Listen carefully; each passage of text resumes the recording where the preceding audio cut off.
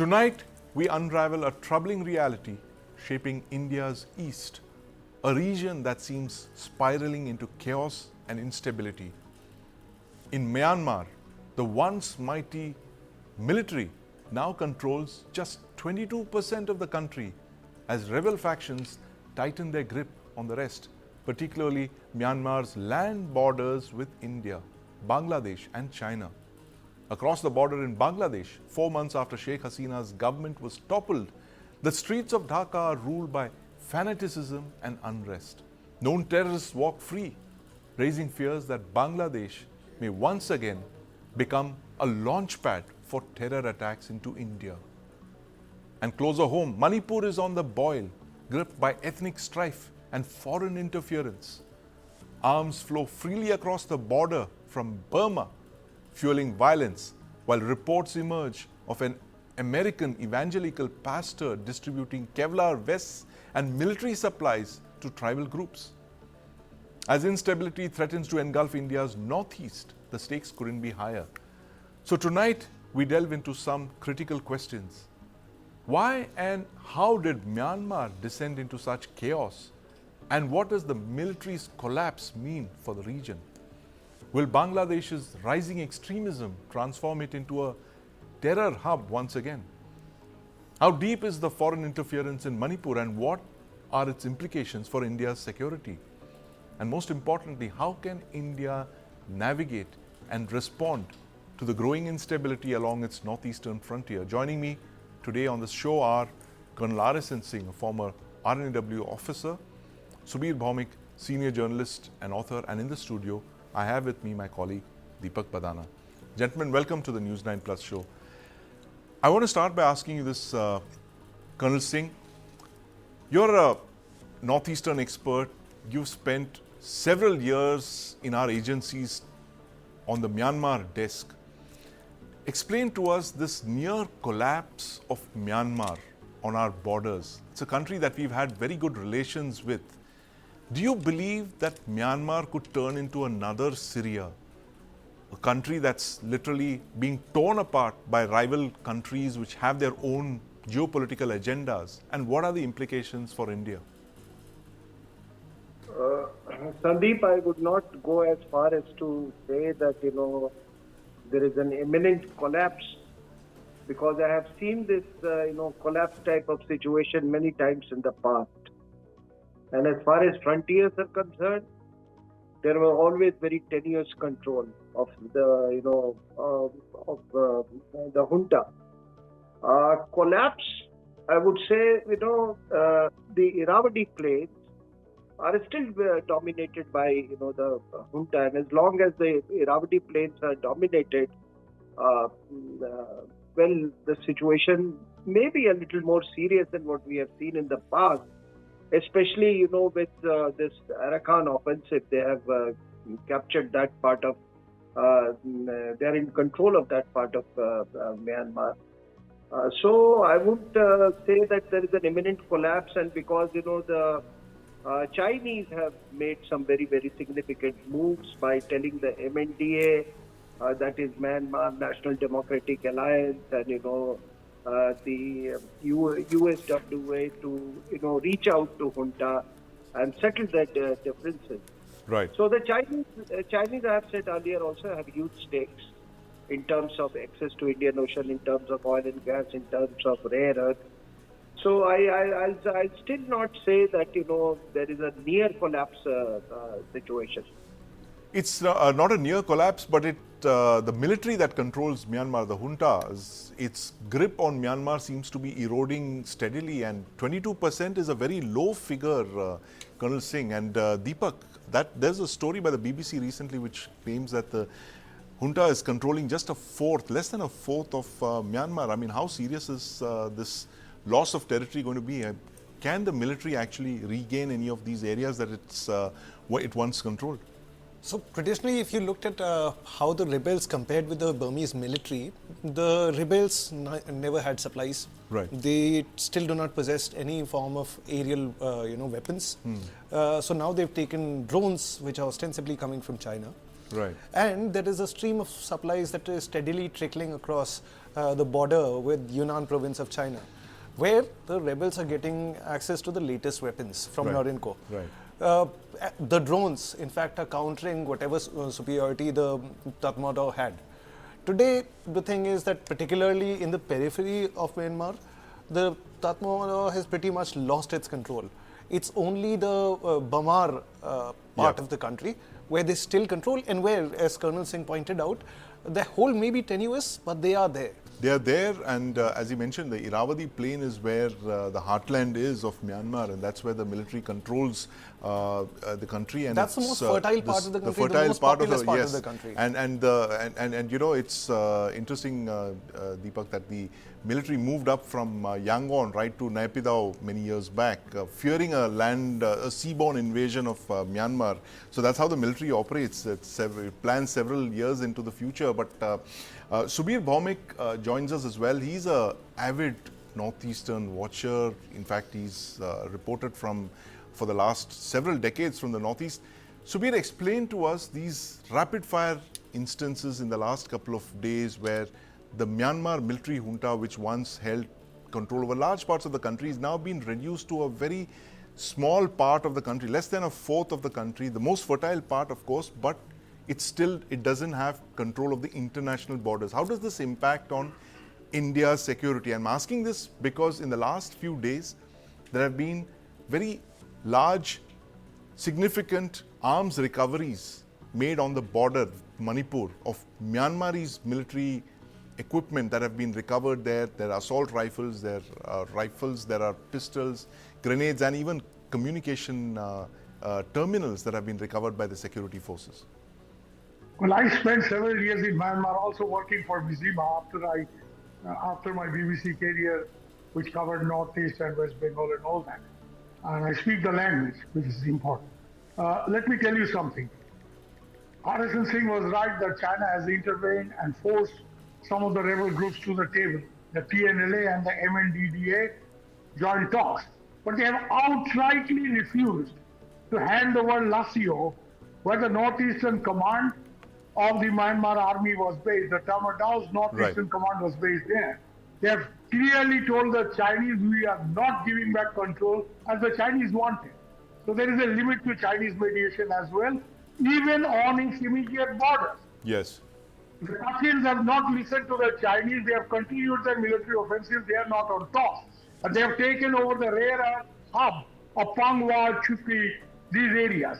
The Arakan army has also refused all kinds of Chinese pressure and stopped fighting. In fact, 12 of the 16 townships of Rakhine State are in their control, including the border post of Bongdo, where they captured the brigadier and went and told the Bangladesh border guards, now you deal with us, not the Tamadawd. Right. So if you give any shelter to any of the Burmese military guys fleeing into your country, you have to hand them back to us. And if you support this Rohingya militia who have fought alongside the Burmese military, Yes. then we have problems. So loss of territory, control over territory is an essence of national power. Yes. And especially territories which have resources. Agriculture is fine, and it's one of the important exports of Myanmar. But it's a rare. Do you know after the Kachins took over the rare earth hub, the stock markets in China, the companies which deal in rare earth, their shares fell like hell because there was uncertainty over supplies. And for several days, the Kachins closed the gates, through which this rare earth was making its way to China. Right. So I'm sure China has huge stakes, as Colonel Singh knows and I know.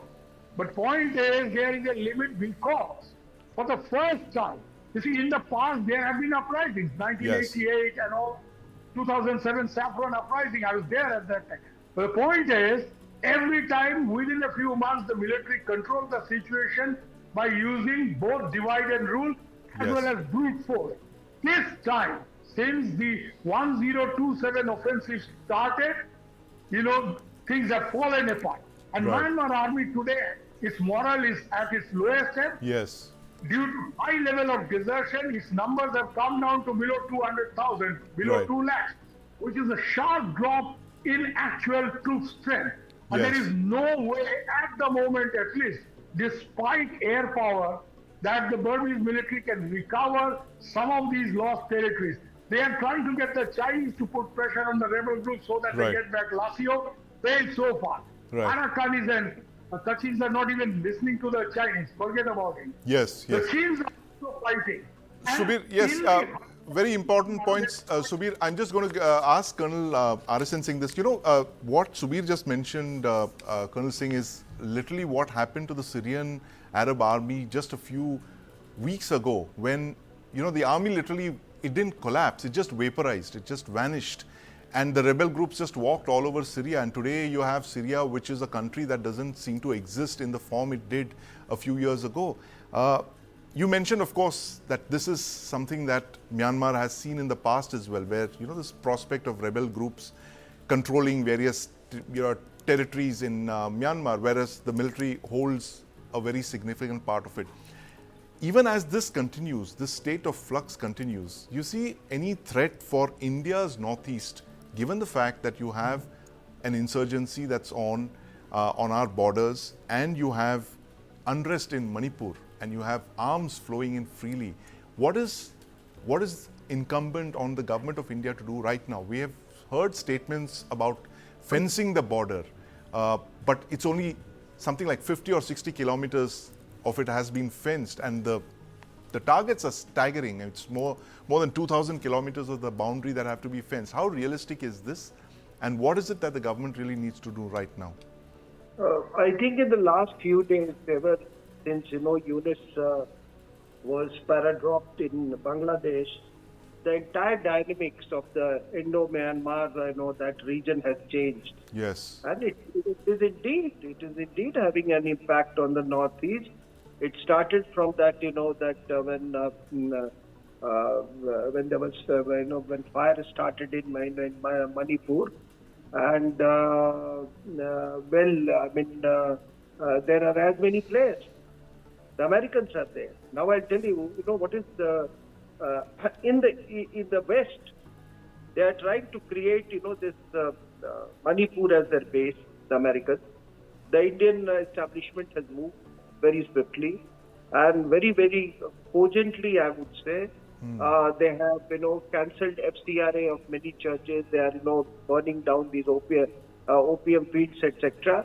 So in the West, they're trying to create Manipur as the base. I'm talking about the Americans and the church. And in the East, the American consulate in Chiang Mai. So these are some very new developments. And then you add on to this, what Subir Bhaumik said about, insurgent group, in control of entire border.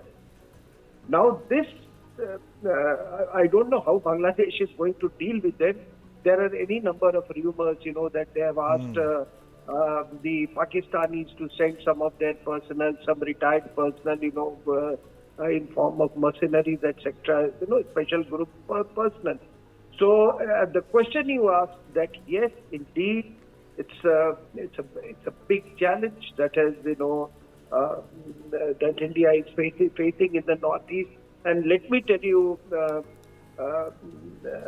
one of the biggest achievements of this government was this, northeast. Right. I don't know वो in Hindi में कोई कहते हैं ना किसी की नजर लग गई. Yes.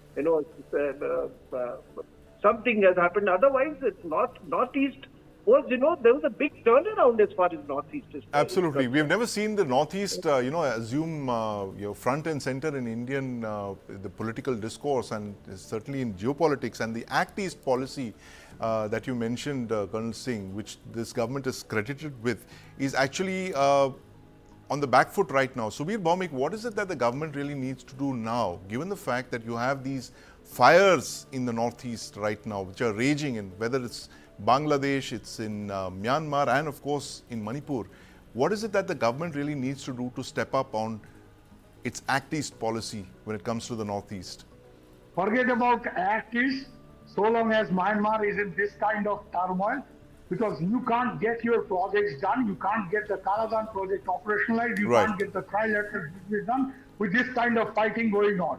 But let me tell you something, India has an opportunity which so far it has not taken advantage of. India could have actually sent something like a Gandhi peace mission and mediated the conflict because we had access to both the military, the ethnic armed group, as well as, the national unity government and the major political parties. We decided on wait and watch. That was the official policy. As far as somebody who has been schooled in a military situation, I can tell you, wait and watch is the other name of strategic inaction. So we decided to wait and watch, and we reposed all our faith in ASEAN's 5-point consensus. That has failed because today, the most important thing, let me point out, is that most of these non-state actors believe they can win this war and they are fighting. On the other hand, Sandeep, you talked about these arms recoveries in Manipur. Where is this coming from? These Burmese military guys who have lost the war, they have been defeated. They have either deserted to the pro-resistance, but many of them have just fled into Manipur and they are selling their weapons. It's all available on the free market. Why? Because this guy says, take my rifle, pay me some money so that I can survive here. This is the kind of flux that is happening. Border fencing, this will take years with that kind in that kind of terrain. It may benefit some contractors in mainland India, but it's not going to solve your problem. The solution to this is, and India should do this now, is okay, we have our lines open with the military junta for whatever it is worth. Yes. But we have to deal with the Arakan army, the Chins, the Kachins. We have dealt with the Kachins in the past, RSN Singh's agency. I knew B.V. Nandi well. I took him to the Kachins. We were dealing covertly, of course, with the Kachins. Right. And they ensured that northeastern rebels were kicked out of their areas and never got a way to go to stand. So this happened in 80s and 90s, and I'm aware of that operation. But then all this stopped because we placed all our eggs in the junta's basket since 1998. Right. So let me tell you something. We have an opportunity here because the Chinese are very unpopular with most of the resistance groups because they think they are the main backers of the junta. We should keep our lines open with the junta, but we have to deal with the Arakan army. We have to deal with the Chins. We have to deal with the Kachins and also the PDF in Sagaing, where our rebel groups are based. Because the PDF is friendly to us. Absolutely. And I have personal contact with each of these groups. Trying to guide my good friend. So I'm telling you, I'm giving a latest situation, not talking history. Right. But we have to deal with these. We have to deal with this indeed, Subir Bhaumik, and thank you very much for joining us on the show this evening. Colonel RSN Singh, of course, Myanmar hand, Subir Bhaumik as well, who's spent decades there in the Northeast, and my colleague Deepak Badana. It's time for India to ramp up its game in the Northeast. Given the fact that the region is under fire, it's time for India to act east and act swiftly and decisively. You just heard some of the most respected names in the business talking about what India needs to do when its Northeast is under threat. Film star Allu Arjun was questioned by the Telangana police in connection with a stampede in the Sandhya Theatre earlier this month. But a Congress politician has now filed another case against Allu Arjun, alleging that the actor defamed the police. He cited a controversial scene in Pushpa 2, the blockbuster. Now, it's hard to escape the political overtones in the case now. And the question that we're asking today is there a Congress-BJP war over Tollywood? Is Allu Arjun just the epicenter of this war, a proxy political battle that's playing out across Tollywood? Joining me to discuss this, a Girish Wankhede film critic, A. Sai Shekhar, and in the studio I have with me my colleague Krishna Kumar. Welcome to the News9 Plus show. Krishna, what do you make of this entire episode? It's a tragic incident what happened with the stampede, but now with Allu Arjun getting case after case, there seems to be a determined bid by the ruling party to really go after him. And it's strange because he's never expressed any political ambitions. Why would they go after him the way they did? Right. One is the fact that right now, when this story first came up, when the story of the case being filed against Allu Arjun, even as Pushpa 2 was breaking all box office records, Yes. everybody thought, and he was arrested the first time and got immediate bail. Everybody thought, no, this was like an easy way to milk publicity by arresting a star who was just Yes. in the middle of news all the time, and then law enforcement making a statement like that, and then you see what all has happened. I would like to take this back a few days, even before the release of the film. If you remember, he had tweeted out thanking the Andhra Pradesh government, Chandrababu Naidu, the Chief Minister, and the Deputy Chief Minister Pawan Kalyan for allowing for higher ticket rates. I think Yes. for Pushpa 2 has the highest ticket rates possible in Telugu film industry. And that's one of the reasons it became a blockbuster, because of the higher ticket rates. 800 rupees a ticket. Yeah. So, but he had thanked them. So somewhere in my mind, I'm thinking, here he is thanking a NDA ally government, so Right. to speak. And here we have a Congress government, not even a Yes. Congress ally, but a Yes. Congress government in Telangana going after him. So Right. then the mystery of why we are seeing this news gets solved. Is it sounds like a straightforward Congress versus NDA, Congress versus Right. BJP. I saw Mr. Revant Reddy sir's interview in your channel when you were speaking. I think he's trying to compete who's the superstar in Telangana. He's trying to show that he's a superstar than Allu Arjun. If Mr. Revant Reddy thinks he's a superstar, right now also he's acting in Congress party. Congress is making pictures after pictures. He's the main actor in Telangana. He should go to a movie and say, okay, I'm a bigger actor because I can pull in more people. That is the way to fight with them. Using your state powers. You have a lot of state powers. State powers are given to you because you want to serve the people well. Now the people who came inside, threw stones, flower pots, everything, got into ruckus, and 2-3 people came from his own constituency. 2-3 people. Of course, they have a forum saying that I come from this university and that university, which very clearly any common man will know it's politically motivated. And number 2, when the complainant himself is willing to withdraw the complaint, and Mr. Allu Arjun says what has happened is wrong, he's terribly sorry, he's trying all his things under his hand to rectify that. Maybe a compensation, maybe a financial measures for the family, when everything is happening, victimizing and bullying is unacceptable. Now what is happening in the whole case is a clear case of victimization and a clear case of bullying. Congress versus BJP, a proxy battle that's playing out in Telangana, in Tollywood. Sai Shekhar, you've been talking to us about this political battle that's erupted here. And case after case against Allu Arjun, while of course that very tragic stampede case is literally the heart of it. But there are many other cases that are now coming out, and it seems like there seems to be some kind of a political witch hunt against Allu Arjun.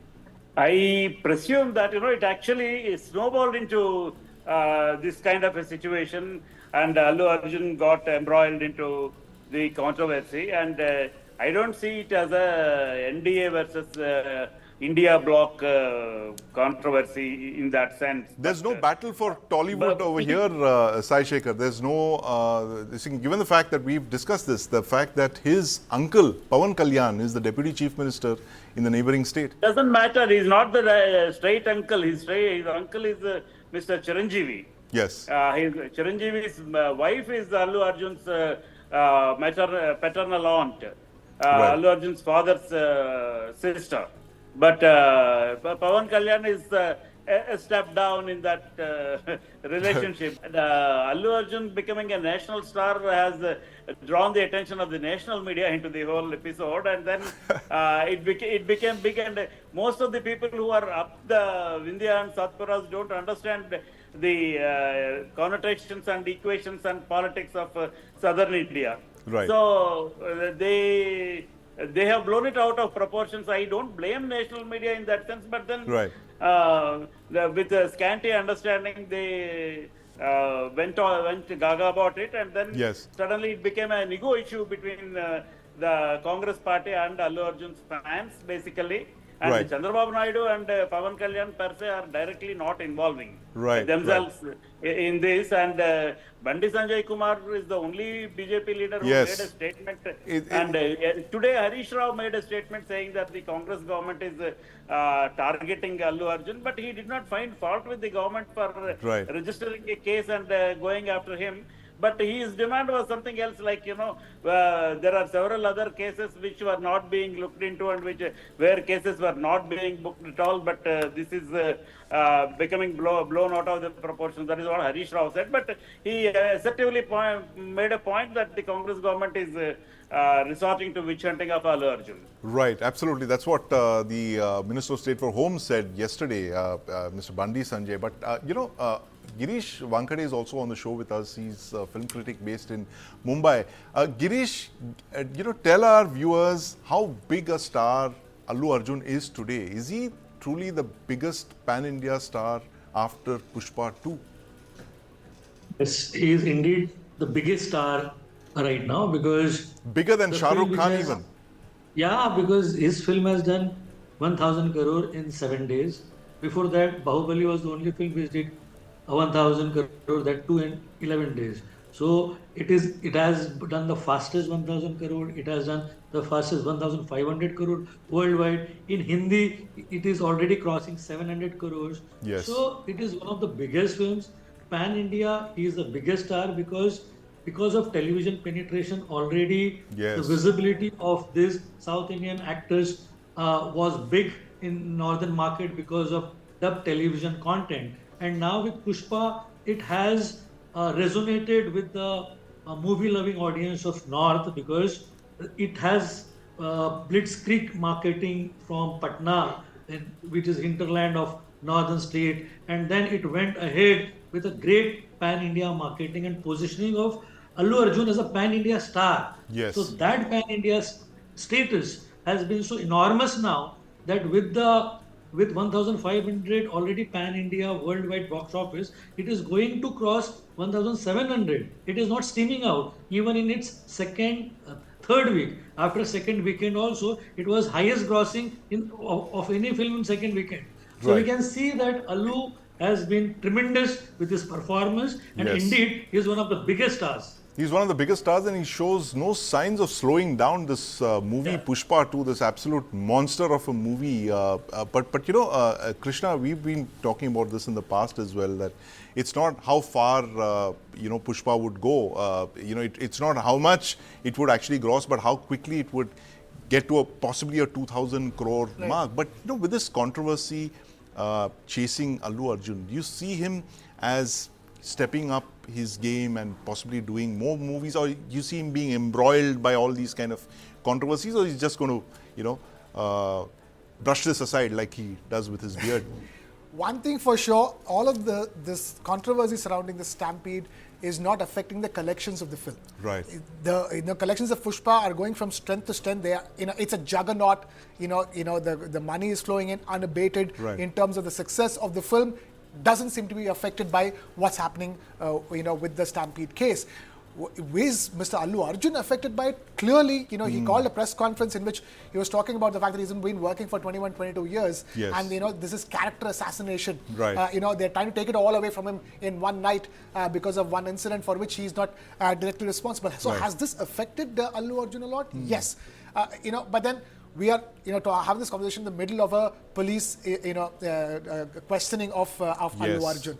So, and he's got interim bail for 4 weeks. Yes. So, a lot is yet to play out as far as this particular Stampede case itself is concerned. So, I'm sure that Allu Arjun's focus right now would be to make sure that, he comes unscathed from this particular Absolutely. case. But as far as making movies for the country and pan-India, he's made it very clear, even in our famous talk show, The Duologue with Barun Das, you had Allu Arjun telling our MD Barun Das in that interview that he wants to make pan-world cinema. The ambition is not pan-India, but to take Indian cinema to the world and and make films for a worldwide market. So those are his ambitions, and very clearly he's going to go ahead with that. But yes, whatever has played out since Pushpa 2's release is a movie of its own. Exactly. It's a parallel because that can become a separate documentary or a movie of what happens when a star is riding the peak of success.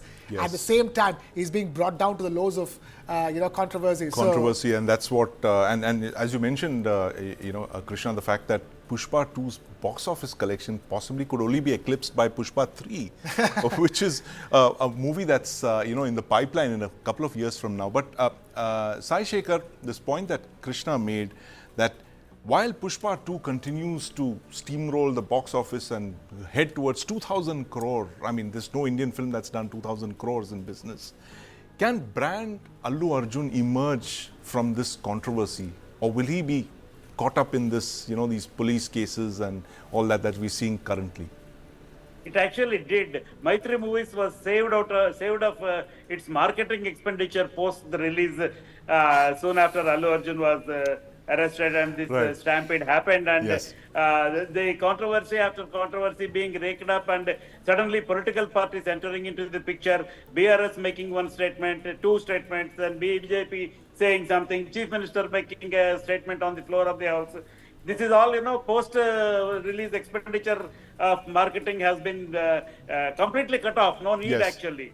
So, Absolutely, no post-release marketing record. No, but Sai Shekhar, there's also that very serious issue of brand Allu Arjun. Allu Arjun, the star. Brand Allu Arjun yes. will grow naturally because of, you know what, I want to tell you two interesting things. Well, yesterday there is a minister in the Revanth Reddy government by name Mrs. Sitaka. So she has questioned the morality that is being communicated through this movie to the people, and what kind of message this movie is giving. It has beaten an IPS officer in a swimming pool, and he was made to urinate there and all. Yes. And what kind of a message, and why a smuggler is being made an icon. So we have to give positive message to people and all. She was talking. Forgetting the fact that she is not into the filmmaking, and what sells is not known to her. Number one. Right. Number two, the Chief Minister has given a statement yesterday that was very interesting. He told everyone, don't talk about Allu Arjun issue at all, for whatever reasons. He has given a diktat, including he called up the Telangana Pradesh Congress Committee President, Mr. Mahesh Kumar Gaud, and requested him to ensure that the party people don't cross the line, don't even talk about it at all. This is another interesting thing. And today Allu Arjun was taken to the police station. Yes. So this is also a kind of a Pushpa 3 perhaps. Pushpa 3 perhaps, the blockbuster of all blockbusters that's expected a few years from now. But that, as my colleague Krishna Kumar just mentioned, is that there are two movies playing on right now. There's a Pushpa 2 blockbuster that's breaking all records at the box office, and there is a parallel movie on in real life that's playing out in the police station and in the courts. And of course, that's a story